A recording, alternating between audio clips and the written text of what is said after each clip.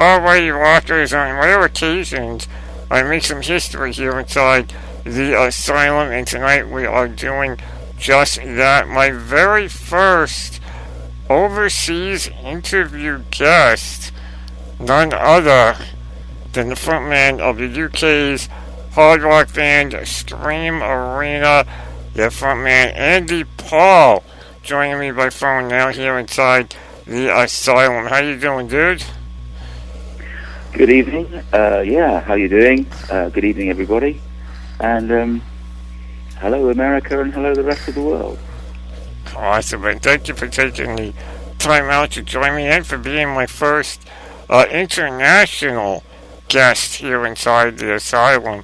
A rare chance for me to get to speak to someone with a taste of the music scene outside of the States. Well, yeah, you know what they say, the British are coming. Very true, man. So thanks for allowing us the opportunity to be your first overseas interviewee. I'm glad. We are honoured. I'm very glad and honored to be able to do it here myself on my end. I've been lucky enough to know about Scream Arena for some time now. I've been playing you guys for, I think, since I first went on the air here with the Asylum. But for those maybe not familiar with Scream Arena here in the States, let's give everyone a little bit of a background on how you guys got started and what you guys are all about. What are we all about? Okay, we got started. The lineup as it is today is not the original. I'm the last man standing from the original lineup, probably because I'm the most stubborn or the most stupid. Choose whichever direction we want that one. We got together originally back in about 2006, I suppose, and spent a year or more writing songs, then started taking them out live and seeing which ones worked and which ones didn't. Our motivation for what we do and did was we were sick and tired of being told that bands like Coldplay and all these kind of guys were rock and roll bands, and we just wanted to refer back to what we grew up on, melodic hard rock, Whitesnake, Def Leppard, Bon Jovi, Europe especially, Rainbow, Van Halen, all the stuff that we grew up on, and people seem to regard with a certain amount of contempt all of a sudden.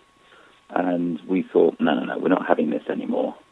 Coldplay are not a rock and roll band, and Radiohead are not a rock and roll band, and so we'll do what we do and see if we can make any kind of difference whatsoever. Whether we do or not is for history to decide, but we're just doing out there and doing what we do. Well, I mean, that's it in a nutshell. And it is a very true case because, around the time you guys got started, that was what the industry was going. It was going more for that mellower, downer, if you will, side. So you guys really took the bull by the horns to say, we need to bring things back to where everything started, where everything was hard and heavy and fun. Well, yeah, I mean, let's be honest. I mean, Dave Lee Roth said it a lot better than I ever will be able to. He said, if you want to send a message, use Western Union. When I go to a rock show, I don't want some musician up on stage telling me what to think, telling me how to vote, telling me whether my opinion is right or wrong. I don't care. I'm going out to have a good time. I'm not going out to save the planet. I'm not going out to save the whales. I'm not going out to save Scotland. I'm going out to have a good time. And too many people have forgotten about that. And, it's about having a good time with some good music, good friends. It's about a bit of a brotherhood and, forgetting your problems in the world for a couple of hours. We all know the state of the planet. We're not stupid, despite what people think, despite what critics say. Who like to pat us on the head and tell us we are. With all due respect, they're just idiots who tend to sit behind their keyboards in desks in London and pontificate on the state of the planet. Not interested. Our job is to give people a good time if we possibly can. And if a couple of people go away from our show having had a good time and come back again, then we've done our job. I can definitely tell from your latest album, which is a self-titled album, which has been available since April, that you guys do that without any argument. You guys definitely bring that old school vibe of good times to the crowds, and I can't help but wonder, was it easier for you guys to do, what you wanted to do and take things back to where it was fun and enjoyable and not about politics and all of that, because you guys are over in the UK and in Europe? Because it seems to us here in the States, especially those of us on the media side of it, that there's a lot bigger appreciation for that style of rock and metal over there in UK and all over Europe than there is here in the States. That is true to a point, especially in countries like Sweden and Norway, Germany, Spain, and so on. The UK, not so much, though there's quite a good, though Classic Rock magazine is really good for supporting hard rock, and it's making a real difference. But to be honest with you, we couldn't care less what the critics say. I'm not interested. I mean, the only good use for a critic is something to put my feet up on. I mean, they're not important. The people who matter are the people who come to a show or buy the album, or who just, say thanks for doing what you do. They're the people who matter. 100 million critics can be wrong. Simple as that. But I think as well, your central point about the appreciation is down to the fact, I think, that in a sense, hard rock and heavy metal, to all intents and purposes, has possibly deeper roots in the UK than anywhere else, and it changes and it twists and it turns, but it carries on. And once people gravitate towards it, they tend not to leave it. They're not so bothered by the dictates of the fashion police. Well, it's true. I mean, a lot of judgment. Yeah, no, I totally get your point and agree with you. I mean, there are so many people that seem to be forgetting that a lot of the world's best rock and metal bands, I mean, some people argue whether the Beatles are or aren't considered a rock band, but you got the Beatles, you've got the Rolling Stones, Black Sabbath, Led Zeppelin, Iron Maiden, Judas Priest, just to name a few of the forefathers of everything that is rock and metal, and they came right out of your own backyard. I think, I don't consider the Beatles a rock band. I've got no time for them whatsoever. Rolling Stones, yeah. But I think what is often forgotten is that the generation, the guys, the Beatles, the Stones, the Who, guys from Zeppelin, like Jimmy Page, and Richie Blackmore from, Rainbow, Deep Purple. These guys were a generation that were born during or just after World War II. And I think the deprivation that this country had gone through to survive made them click with music that other people weren't interested in this case the blues. And it gave them, but the rebuilding of the nation in the cauldron of Birmingham and places like that gave them an idea for a soundtrack, which you get in Black Sabbath, the industrial sounds that Judas Priest used. And I think that combination, it's just a force of circumstance, created it. And it's deeply rooted in especially the English and British psyche. That's my scientific, or not very scientific view on it.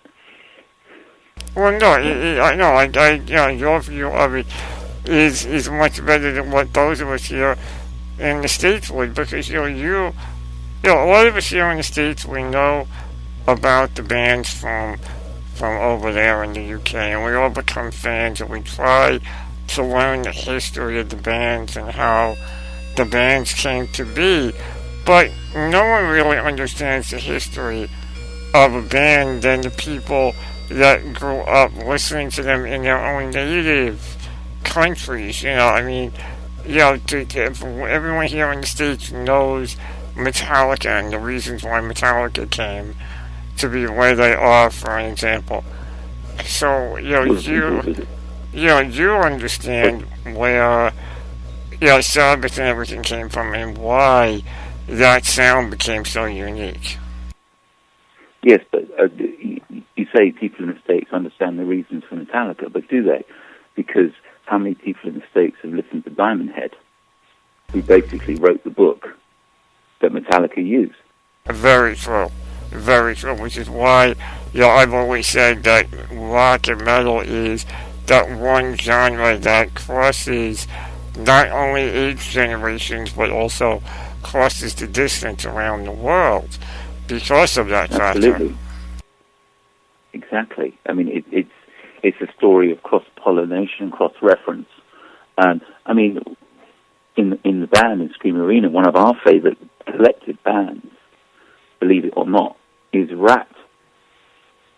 And that's mostly because of, apart from the fact we think they wrote great songs and they don't get the respect they deserve, they had a phenomenal guitar sound, which was actually quite European, quite heavy duty.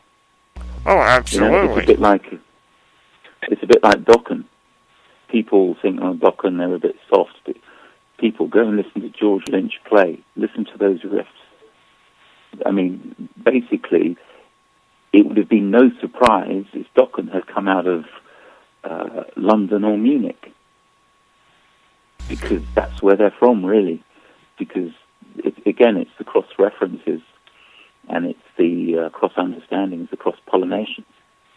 And, it's an ever-evolving art form, and it is an art form. And, but at times, I think it has gone a little bit too far from its core disciplines and core roots. And people like us, we're quite happy to reference and pay respects to the roots of it, and without ripping anybody off. And That's our intention. Yeah, and you guys do that amazingly well all throughout the album. Self-titled, available now, and since April, really, for those who missed out on Scream Arena's full-length album, and it is on iTunes and through Scream Arena themselves, for those tuning in late. Andy Paul, frontman of Scream Arena, with me on the phone right now, and I was listening to the album prior to you and I speaking today, and you bring up such a great point about how you guys bring it back to that style. I mean, songs like Another Night in London Town off the album. Oh, yeah. I love that one because to me it doesn't even sound like it was written in the last 5 to 10 years. It has that old school sound from when rock and metal was fun and it was all about guitars and everyone having such a great time. Well, the thing about Another Night in London Town, first of all, the lyrics it's a true story about someone that I knew in London who got into a lot of trouble, and myself and a family member, we had to get her out of a lot of trouble. It involved all sorts of police and God knows what else. But the actual music for the song, it was written on a 12-string guitar, originally acoustic guitar, and it was really a reference to those bands who are real London bands, and that's like the Who and the Kinks. And if you let's go back and listen to songs like Waterloo Sunset by the Kinks, or anything by the Who, and we just wanted to pay a little bit of a, tip of the hat, a bit of respect to such brilliant songwriters like Ray Davies and Pete Townsend. And, they're as good as it gets. Let's face it, Wasp, one of my favourite bands, have covered songs by the Who. And there's a reason for that, because Blackie Lawless knows how good a songwriter Pete Townsend is. And Van Halen have covered Kinks songs like You Really Got Me. That's a Kinks song, and that wrote the book on heavy metal from day one, didn't it? Yeah, absolutely. And the funny thing about that is there is a whole generation that sadly doesn't know them as covers. They think, You Really Got Me. Everyone goes, oh yeah, Van Halen did that. And there's a whole generation that just doesn't realize, no, the Kinks did it first. Yeah, yes, but there's a whole generation that have got the attention span of a goldfish. I saw a thing on YouTube recently. It was the Queen song from the mid-70s, Somebody to Love.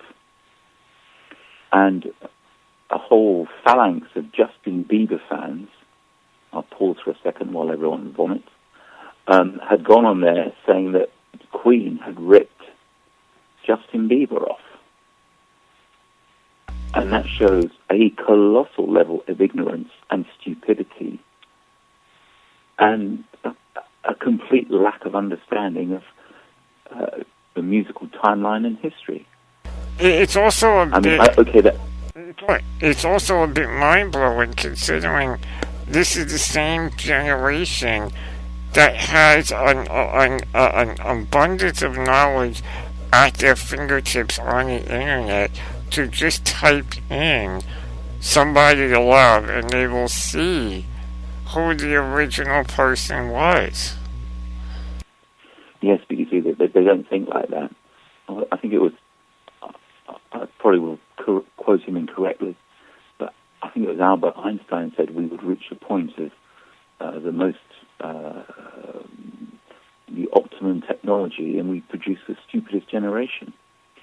Well, with Justin Bieber, I think we've succeeded.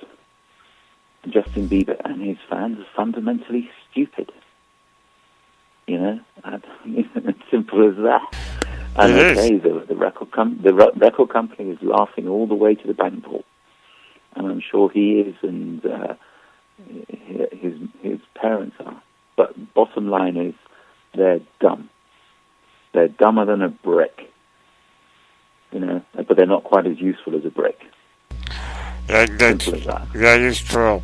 And I'm lucky enough that there is still people out there, doing the right thing and making sure the right music gets out there and people are educated by it and finding out, the originals, or even being introduced to old school stuff through newer voices, like we were discussing with Van Halen covering, doing their take of the Kinks. And I was wondering, was that kind of, knowing, good music when you hear it, is that how you guys decided to kind of put your own spin on Heartbreak Hotel for the album? Well, Heartbreak Hotel, the genesis of that idea was our producer, Paul Sabu, who he's the son of the famous actor Sabu, who made films in the 30s and 40s, like The Jungle Book, Thief of Baghdad. But Paul Sabu has worked with Wasp and Kim Carnes and people like that. He's worked with good people, and he's a great singer and musician in his own right. Anyway, he really liked our songwriting and our style. And he wanted to do a cover which he felt would perhaps, get a little play on classic rock radio in America. And he initially suggested a song by a band called Paul Revere and the Raiders. And our response was, wait a minute, a bunch of English guys doing a song by Paul Revere. That doesn't really work, does it? I mean, come on. You know, that's getting a bit 1776 on us. Yeah, exactly. Then he suggested Heartbreak Hotel. And I'll be honest with you, at first I was like, no way. That is like, that is foolish in the extreme. To my mind, that was like taking a match to a Picasso. Not a great idea, but the band persuaded me. Paul had a long chat with me and persuaded me. And in the end, I think we've done a pretty good job with it. And I actually love it now. And it does really kick posterior. It really kicks the rear end. It's a bit like a White Snake meets Elvis Presley now, isn't it, really? It really is. I mean, like I said, it's such a unique take on it because, you know, the original was so bluesy and was so, you know, slow and almost at times on a mellow edge. And, I mean, you guys kind of take it and say, all right, this is what, you know, you still pay homage with hints of the blues on there, and, you know, but really you guys take it up to a notch where, you know, it could be now that the technology and the learning curve of music has taken us. Well, I mean, it's funny, the blues, I mean, the blues is always going to be in there. But the blues is something the British and the English understand as an instinct. Look at all the guys who, you know, Keith Richards, Jeff Beck, Jimmy Page, all those guys. I mean, it's something we just seem to understand. But taking it into Heartbreak Hotel, we did want to pay respects because, let's face it, the reality is, and history says it, that Elvis Presley was the man who brought a lot of that music into the world on a wider stage. And it would be inappropriate if we tried to, if we were seen to insult or not pay suitable homage. But by the same token, we had to do our own twist on it. And I think we've done something that, frankly, you can imagine it should be the big video with pillars and drama and God knows what, and probably about 24 models dancing across 24 Jaguar cars. But, you know, it's a big sound, it's a big song, and I just hope we've done the man and the writers like May Axton and Tommy Durden. I think we've just done them credit. I definitely think you guys did do that with it. I mean, I've always been a stickler for a good cover. I mean, so many bands, some bands like you guys, they pick a song and they do it justice. And then there are those bands that pick a song and you sit there and go, what were you thinking? It's not your style, or you took it too much and made it your own and kind of didn't pay tribute to it. You know, it's either one way or the other. It's never that happy medium.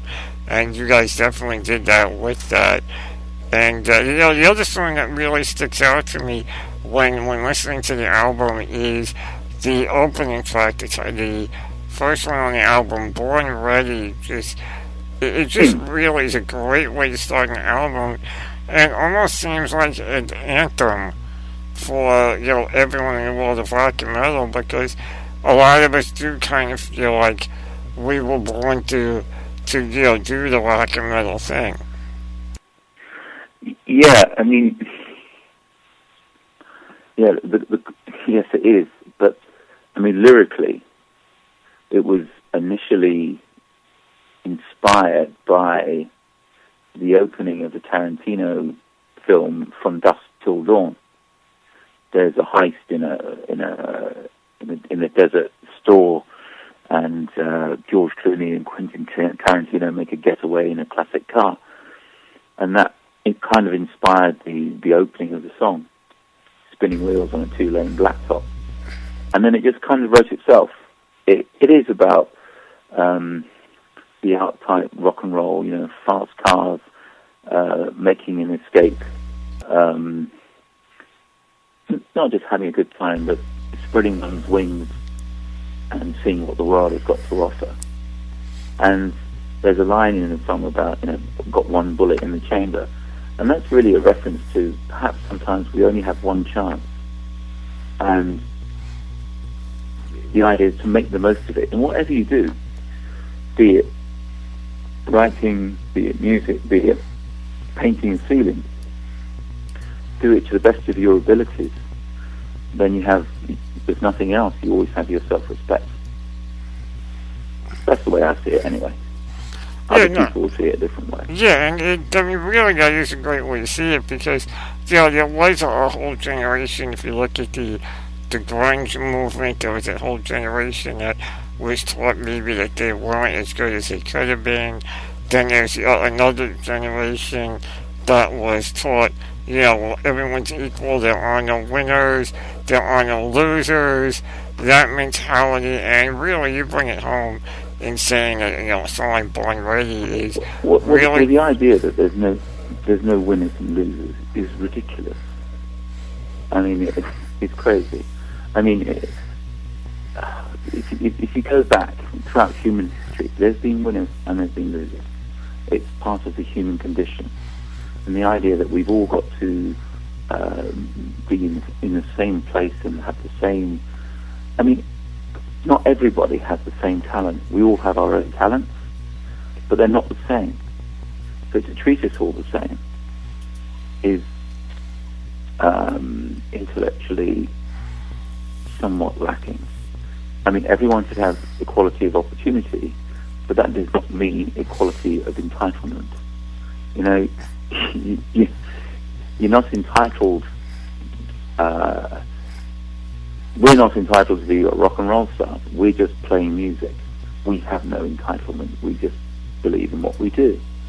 I mean, we're not going to go around, swan around saying that we're amazing. We just do what we do. And, history. The ancient Olympics in Greece, there was no second or third. There was first and there was nowhere. So I think to some degree we have lost perspective.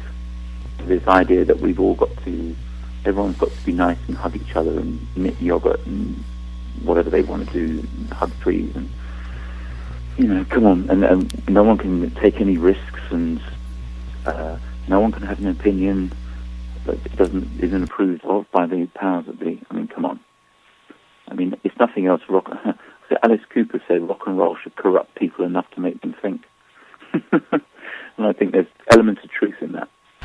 There is definitely. In fact, I just saw Alice Cooper this past weekend with Motley Crue on the final tour, and you are right. There is something about going out to a rock show and knowing what everyone's here for the same reason, to have a good time and enjoy yourself, and and be corrupted. There's drinking going on. There's people having a good time. There are messages being said and all of that, and you're right, that is something that we as an overall society have definitely lost track of. I think a lot of that is grunge with this generation that basically decided that somehow standing up and whining was a good thing to do.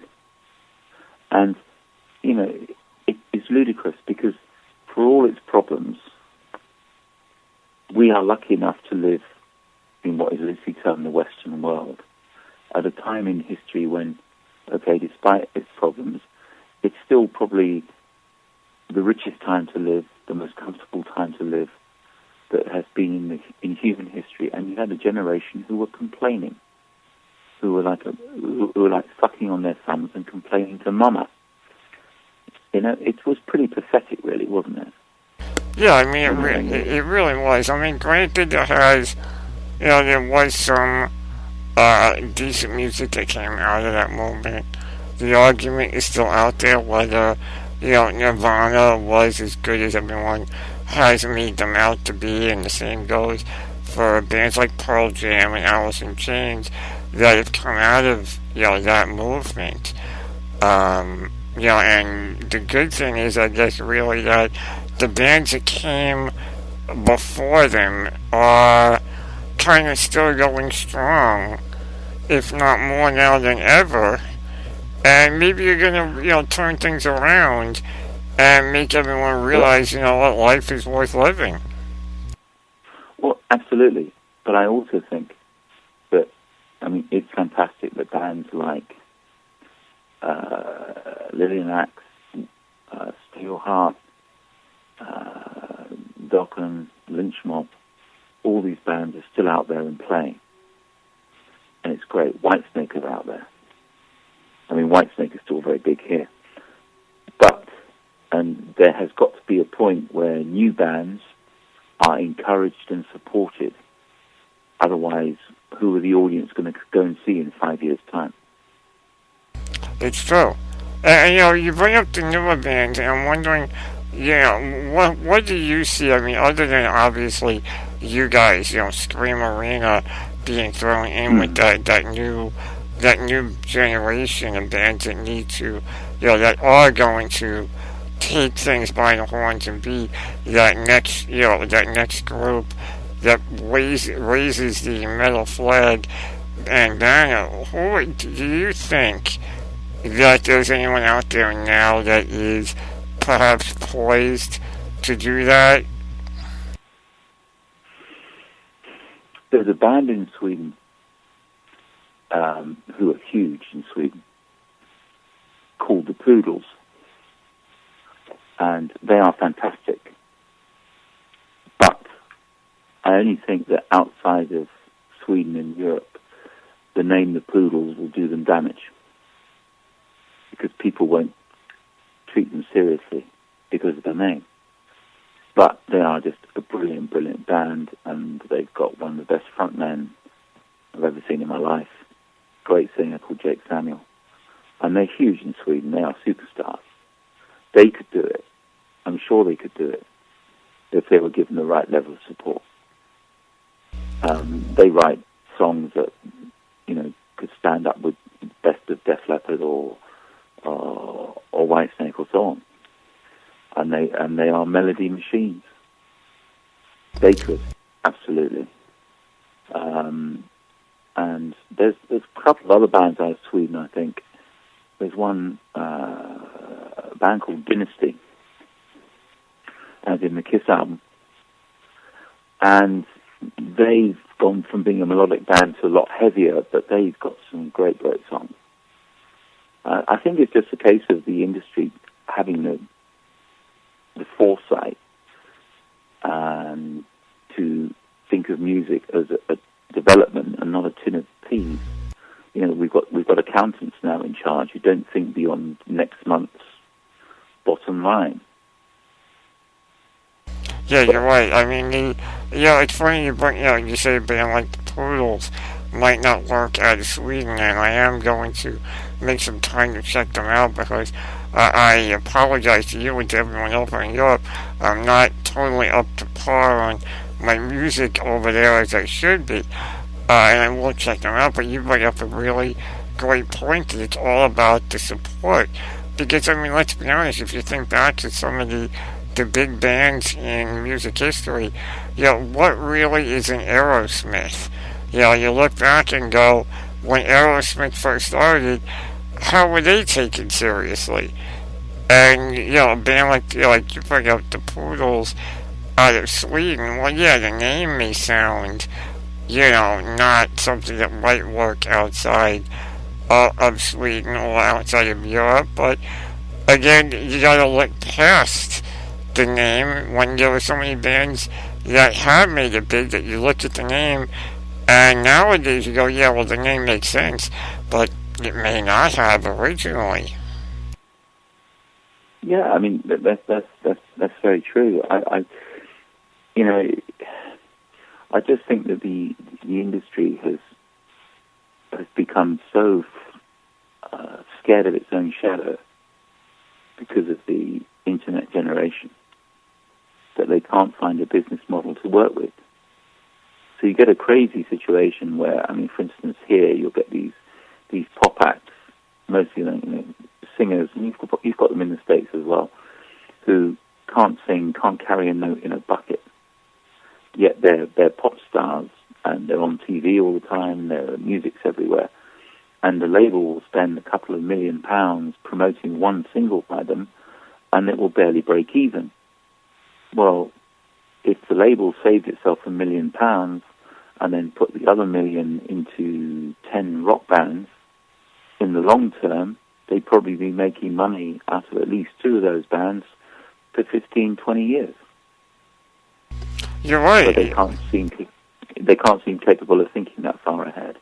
You're right, and I mean that happens all over. I mean, one of the big problems we're having here in states, and a lot of us are noticing it, is, as you said, these labels are throwing millions behind these pop stars to fill arenas, yet the hard rock and metal acts are forced to do co-headliner or try-headline tours just to be able to fill an arena on their own by being 2 big acts in one. I mean, the big tour this summer here in the States was Def Leppard and Kiss going out together. Yeah. And, you go back 10 years, both of those bands could have easily sold out an arena anywhere in this country, anywhere around the world on their own.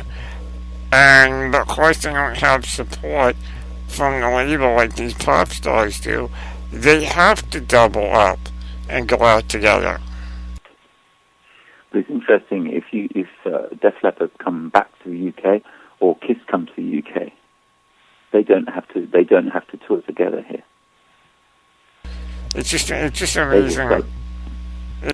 They just set out an arena on their own. It amazes me. It truly does amazes me on the difference in rock and metal between here in the States and over there. It's just, it makes so many of us here in the States scratch our heads.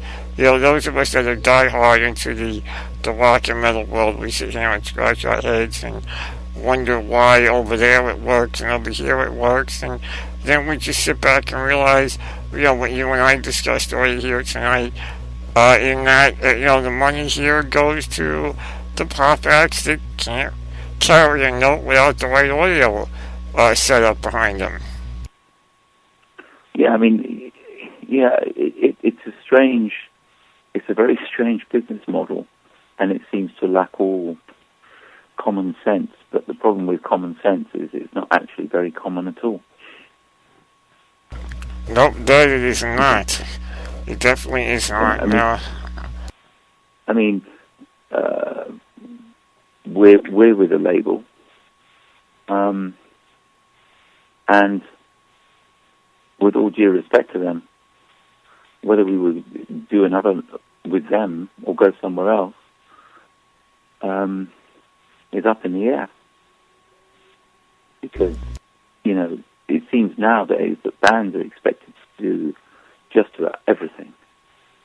I mean, we took a complete product to the label. Complete. And we were turned down by 27 different labels.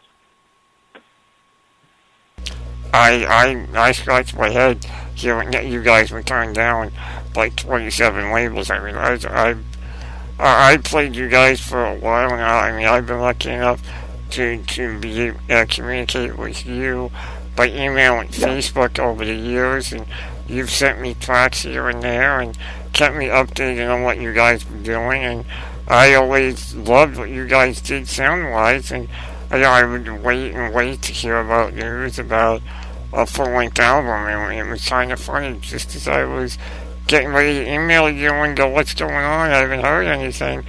That's when you guys dropped the album, and I think Scream Arena, the album, is just an amazing album that everyone really should be picking up and playing and buying and listening to, because you guys have a sound that is exactly what everyone needs and are doing it the right way. We appreciate that. Thank you. And you've been one of those people who supported us from the start, and we know that. And that is not forgotten.